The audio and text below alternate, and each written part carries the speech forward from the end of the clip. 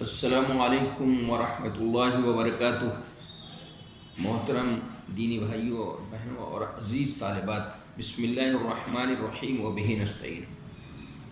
اس سے پہلے درس میں ہم لوگوں نے اس سے پہلے باب جو تھا 41 نمبر کا باب اداء الخمس من الایمان، اس کی وضاحت ہو گئی۔ اب یہ کتاب الایمان کے آخری باب، یعنی کتاب الایمان کا آخری باب سے ایک باب پہلے یہ 42واں باب ہے۔ اس کو میں پڑھتا ہوں۔ بسم اللہ الرحمن الرحیم وبہ نستعین۔ باب ما جاء ان الاعمال بالنیہ والحسبہ ولکل امرئ ما نوى، فدخل فيه الایمان والوضوء والصلاة والزکاة والحج والصوم والاحکام۔ وقال الله تبارك وتعالى أعوذ بالله من الشيطان الرجيم بسم الله الرحمن الرحيم قل كل يعمل على شاكلته أي على نيته ونفقة الرجل على أهله يحتسبها صدقة، يعني ونفقة الرجل على أهله يحتسبها بين القوسين صدقة، وقال صلى الله عليه وسلم ولكن جهاد ونية۔ به قال حدثنا عبد الله بن مسلمة قال أخبرنا مالك عن يحيى بن سعيد عن محمد بن إبراهيم عن علقمة بن وقاص عن عمر رضي الله عنه أن رسول الله صلى الله عليه وسلم قال الأعمال بالنية ولكل امرئ ما نوى، فمن كانت هجرته إلى الله ورسوله فهجرته إلى الله ورسوله، ومن كانت هجرته لدنيا يصيبها وامرأة يتزوجها فهجرته إلى ما هاجر إليه۔ وبه قال حدثنا حجاج بن منهال قال حدثنا شعبة قال أخبرني عدي بن ثابت قال سمعت عبد الله بن يزيد عن أبي مسعود عن النبي صلى الله عليه وسلم قال إذا أنفق الرجل على أهله يحتسبها فهو له صدقة۔ به قال حدثنا الحكم بن نافع قال أخبرنا شعيب عن الزهري قال حدثني عامر بن سعد عن سعد بن أبي وقاص رضي الله عنه أنه أخبره أن رسول الله صلى الله عليه وسلم قال إنك لن تنفق نفقة تبتغي بها وجه الله إلا أجرت عليها حتى ما تجعل في امرأتك في امرأتك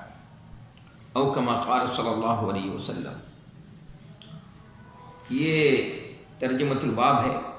جس میں 3 جز ہیں، جس کے اور 3 جز کی مناسبت سے امام بخاری رحمۃ اللہ علیہ نے 3 حدیثیں بھی نقل کی ہیں۔ تو پہلے ان کا ترجمہ، اس کے بعد پھر اس کو سمجھنے کی کوشش کرتے ہیں کہ کس حدیث سے کیا ثابت کرنے کی کوشش کی ہے انہوں نے۔ تو پہلے ترجمہ کہ باب ما جاء ان الاعمال بالنیہ والحسبہ ولکل امرئ ما نوى، باب اس بات کے بیان میں کہ تمام اعمال کا دار و مدار نیت اور اخلاص پر ہے۔ نیت اور اخلاص پر ہے، یا اعمال، تمام کے تمام اعمال یعنی طاعات جو ہیں یہ نیت کے ساتھ اور اخلاص کے ساتھ چلتے ہیں، دار و مدار ہے، اور ہر آدمی کو وہی ملے گا جس کی وہ نیت کرے گا۔ تو عمل میں ایمان، وضو، نماز، زکوٰۃ، حج، روزہ اور تمام معاملات، بیع و شراء، نکاح و طلاق وغیرہ، آئلی قانون جتنے بھی ہیں سب آ گئے، احکام سب آ گئے۔ اور اللہ جل شانہ نے فرمایا اے نبی کہہ دو، کیا کہہ دو کہ ہر شخص اپنی نیت کے مطابق عمل کرتا ہے، ہر شخص اپنی نیت کے مطابق عمل کرتا ہے۔ یہی وجہ ہے کہ اگر آدمی اپنے اہل پر ثواب کی نیت سے خرچ کرے تو اس کو صدقے کا ثواب ملے گا، اور نبی صلی اللہ علیہ وسلم نے فتح مکہ کے موقع پر فرمایا اب ہجرت نہیں رہی لیکن جہاد اور نیت باقی ہے۔ اب اس میں 3 حدیثیں نقل کی ہیں امام بخاری رحمۃ اللہ علیہ نے۔ کہا پہلی حدیث ہے کہ کہاں ہم سے بیان کیا عبداللہ ابن مسلمہ نے، انہوں نے کہا ہم کو خبر دی امام مالک نے، انہوں نے یحییٰ ابن سعید سے، انہوں نے محمد ابن ابراہیم سے، انہوں نے علقمہ ابن وقاص سے، انہوں نے حضرت عمر رضی اللہ عنہ سے کہ رسول اللہ صلی اللہ علیہ وسلم نے فرمایا کہ ہر عمل کا اعتبار نیت پر ہے، اور ہر آدمی کو وہی ملے گا جس کی وہ نیت کرے گا۔ جس کی ہجرت اللہ اور اس کے رسول کی خاطر ہوگی تو اس کی ہجرت اللہ اور اس کے رسول ہی کے لیے ہوگی، خاطر ہوگی۔ اور جو کوئی دنیا حاصل کرنے کے لیے یا کسی عورت سے شادی کرنے کے لیے ہجرت کرے گا تو اس کی ہجرت انہی کاموں کے لیے ہوگی۔ دوسری حدیث ہے، کہا کہ ہم سے یہ بیان کیا حجاج ابن منہال نے، انہوں نے کہا ہم سے بیان کیا شعبہ نے، انہوں نے کہا مجھ کو خبر دی عدی ابن ثابت نے، انہوں نے کہا میں نے سنا عبداللہ ابن یزید سے، انہوں نے ابو مسعود سے، انہوں نے نبی صلی اللہ علیہ وسلم سے کہ آپ نے فرمایا جب آدمی اپنے اہل پر خرچ کرتا ہے اور ثواب کی نیت رکھتا ہے تو وہ اس کے لیے صدقہ ہوتا ہے، یعنی اس کو صدقہ کرنے کا ثواب ملتا ہے۔ تیسری حدیث کہ کہا ہم سے بیان کیا حکم ابن نافع نے، انہوں نے کہا کہ ہم کو خبر دی شعیب نے، انہوں نے زہری سے، انہوں نے کہا مجھ سے بیان کیا عامر ابن سعد نے، انہوں نے سعد بن ابی وقاص سے، انہوں نے خبر دی کہ رسول اللہ صلی اللہ علیہ وسلم نے فرمایا تم جو بھی خرچ کرو گے جب اس سے تمہاری نیت اللہ کی رضا ہوگی تو تم کو اس پر اجر دیا جائے گا، یہاں تک کہ جو لقمہ اپنی بیوی کے منہ میں ڈالو گے اس پر بھی اجر دیا جائے گا۔ تو یہ ترجمۃ الباب ہے، اس کے 3 جز ہیں۔ ایک جز ہے الاعمال بالنیہ، دوسرا جز ہے الحسبہ اخلاص، لکل امرئ ما نویٰ۔ تو اس کے لیے امام بخاری رحمۃ اللہ علیہ نے 3 جز یہ ہیں، 3 جز ہیں، تو اس کو ثابت کیا ہے۔ ثابت کرنے کے لیے امام بخاری رحمۃ اللہ علیہ نے یہ ترجمۃ الباب قائم کیا اور اس میں حدیثیں نقل کی۔ تو امام بخاری رحمۃ اللہ علیہ اس بات سے بتانا چاہتے ہیں کہ ایمان کے لیے نیت ضروری ہے، اس لیے کہ عمل ایمان کا ایک جز ہے، یہ پہلے ثابت کیا جا چکا ہے، بہت سے باب سے انہوں نے ثابت کیا ہے، اور انہوں نے پہلے ہی شروع میں کہا تھا کہ الایمان قول و عمل۔ تو عمل میں تعداد اور اشتراک پایا جاتا ہے، عمل متعدد ہوتا ہے، 1-2 عمل نہیں ہوتا، متعدد عمل ہے پایا جاتا ہے، اور جہاں تعدد ہوگا وہاں تمیز کے لیے نیت ضروری ہوگی۔ جو متعدد عمل ہے، مثلا یہ کہ یہ عمل اللہ واسطے ہے یا ریاکاری کے طور پر ہے، غیر اللہ کے واسطے ہے، تو اس کی تمیز کس سے ہوگی؟ ظاہر نیت سے ہوگی۔ یا مثلا نماز فرض بھی ہوتی ہے اور نفل بھی ہوتی ہے، اس لیے ایک فرض کو دوسرے فرض سے، یا ایک نفل کو دوسرے نفل سے، یا ایک فرض یا فرض اور نفل میں تمیز کے لیے نیت ضروری ہے، چونکہ ایمان عمل ہے اور عمل میں تعدد ہے، اس لیے تمیز کے لیے نیت ضروری ہے۔ تو اس لیے معلوم ہوا کہ ایمان کے لیے بھی نیت کیا ہے؟ ضروری ہے۔ تو اب جو لوگ یہ کہتے ہیں، جیسے مرجیہ ہیں، مرجیہ کہتے ہیں، وہ کیا کہتے ہیں کہ ایمان صرف تصدیق کا یعنی عمل قلب کا نام ہے، دل کے عمل کا نام ہے۔ ان کے نزدیک ایمان کے لیے ضروری نہیں ہے، اس لیے کہ جتنے اعمال قلب ہیں، جتنے بھی دل سے متعلق اعمال ہیں، وہ صرف اللہ کے لیے مخصوص ہیں۔ جیسے اللہ کا خوف ہے، اللہ کی عظمت ہے، اس کا احترام ہے، اللہ کی محبت وغیرہ، یہ سب اللہ کے لیے خاص ہیں۔ یہ تو ان میں اشتراک نہیں ہے، اس لیے تمیز کے لیے اس میں نیت کی ضرورت نہیں ہے، لہذا ان کے نزدیک ایمان بغیر نیت کے پایا جائے گا۔ یہ مرجئہ کا قول ہے، یہ بات صحیح نہیں ہے، کسی طرح سے بھی صحیح نہیں۔ احناف کے یہاں جو وضو میں نیت کو یہ ہے کہ نیت شرط نہیں مانتے، وہ کہتے ہیں، تو اصل میں احناف جو ہے وضو کے سلسلے میں وہ یہ کہتے ہیں کہ وضو یا ایک پہلو اس کا وضو کا وسیلہ ہونے کا ہے اور ایک ہے عبادت ہونے کا۔ تو جہاں پر وہ کہتے ہیں، یہ بات کہتے ہیں کہ یہ وسیلہ ہے، تو وہاں تو نیت کو ضروری نہیں کہتے، لیکن جہاں وہ عبادت مانتے ہیں، اس پہلو سے مانتے ہیں، تو وہاں تو نیت ضروری قرار دیتے ہیں۔ لیکن زیادہ بہتر یہی ہے کہ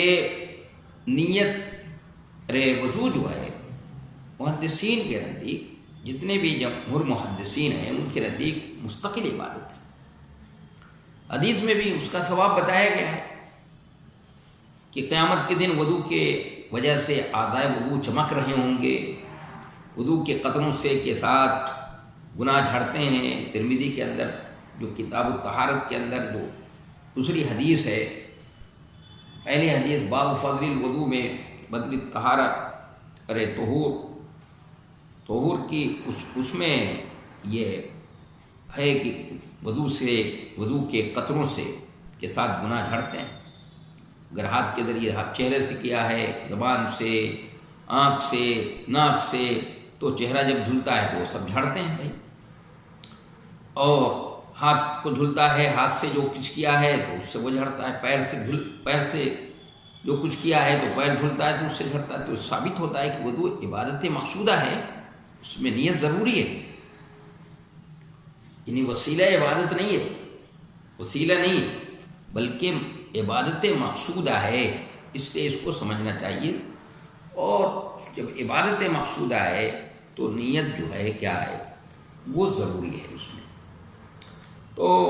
اب امام بخاری رحمۃ اللہ علیہ نے دیکھیے 3 باب ہیں، باب کے 3 جز ہیں، اس کو ثابت کیا ہے انہوں نے کہ پہلا جز ہے کیا کہ ان الاعمال بالنیہ، کہ اعمال کا دار و مدار نیتوں پر ہے۔ تو اس کے لیے قرآن مجید کی آیت بھی پیش کی ہے، یہ بتایا کہ قل کل یعمل علی شاکلتہ، یہ علی شاکلتہ کیا مطلب کیا ہے، علی نیتہ، کہ ہر شخص اپنی نیت کے مطابق عمل کرتا ہے، اور نیت کے مطابق جو ہے اس کو اجر بھی ملے گا، اور ایک عمل کرتے وقت 10 نیتیں بھی کر لے تو اس کا 10 نیتوں کا ثواب ملے گا۔ اب ایک شخص ہے اپنی یہ بچوں پر خرچ کرتا ہے اور صدقے کے اس میں نیت اجر و ثواب کی کر لیتا ہے، نیت اس کی صحیح ہے تو صدقہ ہے وہ، لیکن آپ نے وہ فتح مکہ کے موقع پر فرمایا لیکن جہاد میں منی ہے، ہجرت تو اب باقی نہیں رہی، لیکن جہاد اور نیت ہے، الجہاد ماض الی یوم القیامہ، نیت ہے۔ اور اصل ہجرت کیا ہے، اصل ہجرت مقصد جو ہے وہ یہ بھی نہیں ہے کیا کہ انسان جو ہے مقصود وہ نہیں ہے کہ دارالکفر سے دارالاسلام میں آ جائے، مقصود ہے اللہ کے احکام کی پابندی، کہ اللہ کے احکام کی پابندی اصل مقصود ہے۔ تو اس میں اللہ کے احکام کی پابندی، اصل ہجرت کیا ہے کہ اللہ کے احکام کی پابندی کیا جائے، یعنی جن چیزوں کو اللہ نے منع کیا، روکا ہے جن چیزوں سے، اس سے رک جائے آدمی، اور جن چیزوں کو کرنے کا حکم دیا ہے اس کو کرے آدمی جی۔ اور اگر اس نے دارالکفر سے دارالاسلام کی طرف ہجرت کی اور وہاں جا کرنے کے بعد بھی اگر پابندی نہیں کرتا تو وہ مقصود تھوڑی ہے، ترک وطن تھوڑی ہے، ترک وطن مقصود نہیں، مقصود کیا ہے، اللہ کی رضا حاصل کرنا، اللہ کے احکام کی پابندی کرنا۔ تو اس لیے امام بخاری رحمۃ اللہ علیہ نے فرمایا کہ تمام اعمال کا دار و مدار جو ہے کیا ہے، وہ نیتوں کے اوپر ہے۔ تو اس کو ثابت کرنے کے لیے امام بخاری رحمۃ اللہ علیہ نے جو پہلا جز ہے ترجمۃ الباب کا، جو پہلا جز ہے اس کو امام بخاری رحمۃ اللہ علیہ نے پہلی حدیث سے ثابت کیا، تو قرآن کی آیت سے بھی، اور پھر آپ نے جو فرمایا کہ نفقۃ الرجل علی اہلہ یحتسب و صدقہ، اس سے بھی ثابت کیا ہے، اور جہاد و نیہ، تو اہل حدیث اس میں پیش کی ہے،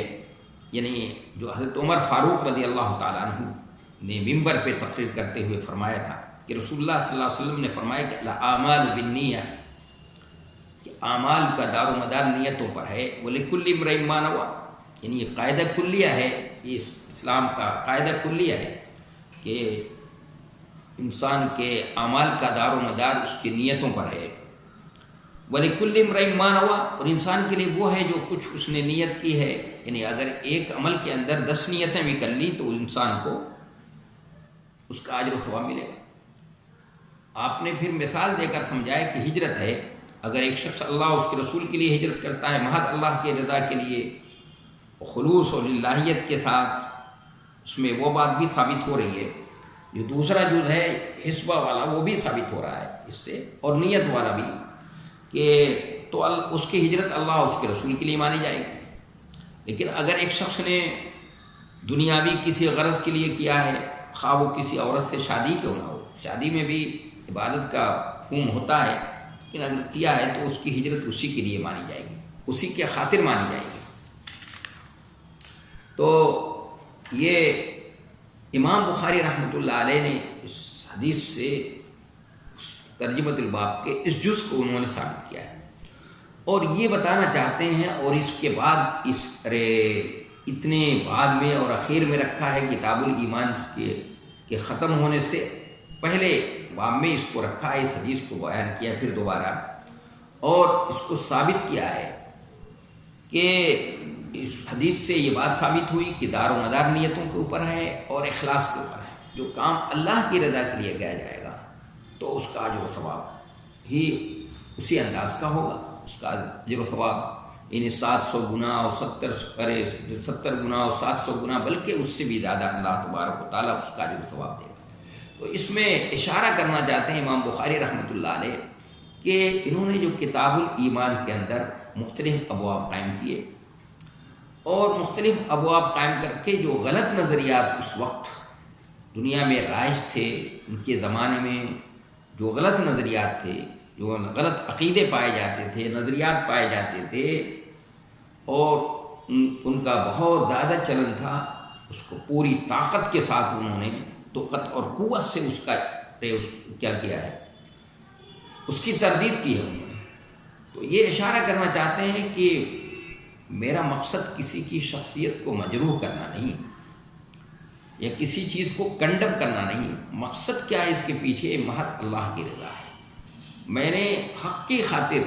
یہ کام کیا ہے، اللہ کی رضا کے لیے کیا ہے، اس میں کوئی مقصود کسی پر تنقید کرنا، کسی پر کیچڑ اچھالنا، کسی کو ذلیل نعوذ باللہ ذلیل اور رسوا کرنا، یہ مقصد نہیں ہے، کیونکہ یہ غلط نظریہ ہے، یہ غلط نظریہ پنپنا ہے، اس سے غلط فکر اور غلط سوچ پرمان چڑھ رہی ہے، تو اس لیے اس کی تردید جو ہے وہ ضروری ہے، اور یہ میرے ایمان کا تقاضا بھی ہے، اس لیے محض اللہ کی رضا کے لیے میں نے اس کی تردید کی ہے اور پوری طاقت کے ساتھ کی ہے۔ تو اس میں خلوص بھی ہے، میرے نیت بھی صحیح ہے، کوئی نیت میں کھوٹ نہیں ہے میں نے کسی دنیاوی غرض کے لیے نہیں کام یہ کیا، یا اس کے پیچھے کوئی دنیاوی مقصد اور کوئی غرض شامل نہیں ہے، اس کی طرف بھی اشارہ کر دیا امام بخاری رحمۃ اللہ علیہ نے۔ آخر میں چلتے چلتے یہ بھی اشارہ کر دیا کہ میں نے محض اپنے اللہ کی رضا کے لیے کام کیا ہے، اور صحیح بات تھی کہ اللہ کی رضا کے لیے ہی کام کیا تھا انہوں نے، اور اس کے لیے کیا کوشش، اس لیے ان کی کوششیں برابر ہوئی کہ ان کی کوششوں سے اللہ تبارک و تعالیٰ نے محدثین کی کوششوں سے، ائمہ کرام کے اعظام کی کوششوں سے، یہ معتزلہ اور خوارج جو تھے، جو اس وقت بہت بڑی طاقت کے ساتھ ابھرے تھے، یہ فکر بہت طاقت کے ساتھ آئی تھی، اقتدار ان کے حکومت میں بھی ان کا عمل دخل تھا، اللہ نے ان لوگوں کی کوششوں سے اور ان کے طاقتور استدلال کی وجہ سے، طاقتور رد کی وجہ سے کیا ہوا، ان کو تاریخ کے اوراق میں آج گم کر دیا، وہ فکر دفن ہو گئی، اس کو وہاں تک پہنچا دیا، آخر تک اس کو پہنچا دیا ان لوگوں نے۔ اور اسی طرح مرجیہ اور کرامیہ جیسے غلط نظریے جو پنپ رہے تھے، پروان چڑھ رہے تھے، اس کی بھی تردید کر کے انہوں نے بھی ان کو وہاں تک تاریخ کے اوراق میں ان کو بھی گم کر دیا، ختم ہو۔ یہ ان کی کوششوں اور کاوشوں کا نتیجہ ہے اور ان کے خلوص کا نتیجہ ہے۔ اور سب سے بڑی بات یہ کہ ان کا جو علم تھا، جو ان کا اس دین کا فہم تھا، صحیح فہم اور علم بھی پختہ علم، تو اس لیے بڑے طاقتور انداز میں، مدلل انداز میں انہوں نے اس کو۔ آج بھی ہمارے اسلام مخالف ہیں، بہت سے غلط نظریات پنپ رہے ہیں، بہت سے غلط نظریات جو ہیں فروغ پا رہے ہیں، اور بڑی تیزی سے ان کا چلن ہے، اور بہت ان کا یہ ہے، آپ دیکھ رہے ہیں یا دیکھ رہی ہیں جو بھی، تو آپ جو ہے دیکھیں، مقابلہ آج بھی ہے، آج بھی لوگ مقابلہ کر رہے ہیں، لیکن اس انداز کا مقابلہ نہیں ہے۔ ہم جو ہے ایسا نہیں کر پا رہے ہیں کہ ان کو ان کی تردید کر کے پورے طاقت کے ساتھ اور قوت کے ساتھ ان کو تردید کر کے ان کو تاریخ کے اوراق میں گم کر دیں، یا وہ جو ہیں ان کا صفحہ ہستی سے ان کا نام و نشان مٹ جائے۔ ایسا نہیں ہو پا رہا ہے، ایسا نہیں کر پا رہے ہیں ہم لوگ، اور ہم میں کا کوئی جو ہے اس لیے نہیں کر پا رہے ہیں کہ سب سے بڑی بات یہ ہے کہ وہ اس درجے کا خلوص نہیں ہے، نیتوں میں خلوص اور اخلاص للہیت نہیں، اور نیت صحیح نہیں اور اخلاص بھی نہیں، اور دوسری بات یہ کہ اس طرح کا پائے کا علم بھی نہیں ہے، اس پائے کا علم بھی نہیں ہے، اس انداز کے جو ہے ہمارے پاس فہم، دین کا فہم بھی نہیں ہے، اور اس انداز کا ہمارا علم بھی نہیں ہے۔ اس لیے ہم دشمنوں کے رد کرنے میں، جو دشمن اسلام کے اوپر، اسلامی شریعت کے اوپر جو حملے کر رہے ہیں وہ مختلف پہلو سے، ہم ان کا خاطر خواہ جو ہے جواب نہیں دے پا رہے، ان کو جو ہے اس طرح سے خاموش نہیں کر پا رہے ہیں جس طرح سے ہمارے محدثین نے اور ہمارے ائمہ اعظام نے ان کو کیا کیا، ان کو تردید کر کے ان کو خاموش کر دیا تھا۔ تو ضرورت اس کی ہے کہ آج بھی فتنہ ابل رہا ہے، اسلام کے خلاف اور مسلمانوں کے خلاف فتنہ ابل رہا ہے، اسلام پر اور مسلمانوں پہ یہ نقد اور تنقید کی جا رہی ہے، اس کو نشانہ بنایا جا رہا ہے، تو اس کو بھی ضرورت ہے کہ ہم کیا کریں کہ اسی انداز سے، جس انداز سے ہمارے محدثین نے کیا کیا تھا، ہمارے محدثین نے جس انداز سے ان کی تردید کی تھی، اسی انداز سے ہم بھی ان دشمنوں کی تردید کریں۔ تو اس کے لیے ضروری ہے بھائی کہ ہمارے پاس ہماری معلومات اس انداز کی ہو، قرآن اور حدیث کا علم اسی طرح کا پختہ علم ہو، دین کا فہم ہو، اور ہماری نیت بھی صحیح ہو، ہمارے خلوص اور الہیت بھی ہو۔ تو اس حدیث سے امام بخاری رحمۃ اللہ علیہ کے اس بات کے دونوں جز ہو رہے ہیں، لیکن اگر دونوں جز نہیں تو کم سے کم ایک جز تو نیت والا تو ہے ہی ہے، اس میں تو وضاحت ہی موجود ہے۔ اس کے بعد دوسری حدیث جو ہے کہ شعبہ جو کہتے ہیں، سمیت عبداللہ بن یزید عن ابی مسعود، وہ مسعود سے روایت ہے کہ نبی صلی اللہ علیہ وسلم سے روایت کرتے ہیں کہ آپ نے فرمایا اذا انفق الرجل على اهله يحتسبها فهو له صدقہ، اگر وہ انسان کوئی اپنے گھر والوں پر خرچ کرے، اپنے بیوی بچوں پر کما کے لاتا ہے، خرچ کرتا ہے، اور اس میں خلوص ہے اور الہیت ہے، تو اللہ تبارک و تعالیٰ اس کو بھی اجر و ثواب، صدقے کا اجر و ثواب عطا فرمائے گا، صدقے کا اجر و ثواب ہوگا۔ یہ اس کو ثابت کیا ہے امام بخاری رحمۃ اللہ علیہ نے کہ اس کو صدقے کا ثواب ملے گا۔ تو حتیٰ کہ آپ صلی اللہ علیہ وسلم نے یہ بھی فرمایا کہ اگر کوئی اپنی بیوی کے پاس جاتا ہے، میاں بیوی کے تعلقات قائم کرتا ہے، اس میں بھی اجر و ثواب ملے گا۔ تو ایک صحابی نے پوچھا کہ اے اللہ کے رسول، اس میں بھی ثواب ملے گا؟ وہ تو انسان اپنی خواہشات کو پورا کرتا ہے۔ تو آپ نے یہ فرمایا کہ اگر وہ غلط جگہ اس کو پورا کرتا تو کیا ہوتا؟ پکڑا جاتا یا نہیں پکڑا جاتا؟ اس لیے صحیح جگہ استعمال کر رہا ہے، صحیح جگہ اپنی خواہشات کو پورا کر رہا ہے، اس لیے اس کو اجر و ثواب ملے گا ہی۔ اس کو کیا قیاس عکس کہتے ہیں، اس سے فقہا نے وہ قیاس عکس، اس کو قیاس عکس سے تعبیر کیا ہے، جس کو میں نے اپنی کتاب میں مختصر اصول فقہ ہے اس میں تفصیل سے اس کو جو ہے لکھا ہے، بتایا ہے۔ تیسرا جو جز تھا باب کا، ترجمۃ الباب کا تیسرا جز ہے لکل امرئ ما نویٰ، انسان کے لیے وہی ہے جو وہ نیت کرے گا۔ تو اس میں حضرت سعد بن ابی وقاص کی حدیث ہے کہ انہ اخبرہ ان رسول اللہ صلی اللہ علیہ وسلم قال، کہ سعد بن ابی وقاص سعد بن وقاص سے انہوں نے خبر دی کہ رسول اللہ صلی اللہ علیہ وسلم نے فرمایا، کیا فرمایا؟ انک لن تنفق نفقۃ تبتغی بها وجہ اللہ الا اجرت علیہا۔ کیا فرمایا آپ نے کہ تم جو بھی، آپ صلی اللہ علیہ وسلم، تم جو بھی خرچ کرو گے جب اس سے تمہاری نیت اللہ کی رضا ہوگی تو تم کو اس پر اجر دیا جائے گا، یہاں تک کہ جو لقمہ اپنی بیوی کے منہ میں ڈالو گے اس پر بھی اجر دیا جائے گا۔ اسی کو بس کرتے ہیں، آخری بات جو ہے انشاءاللہ اس کو تفصیل سے پھر بتائیں گے، آئے گی کہ اس تیسرے باب کا، اس باب کے تیسرے جز کو امام بخاری رحمۃ اللہ علیہ نے کیسے اس سے ثابت کیا ہے، اور پھر آخری باب بھی پڑھا جائے گا انشاءاللہ۔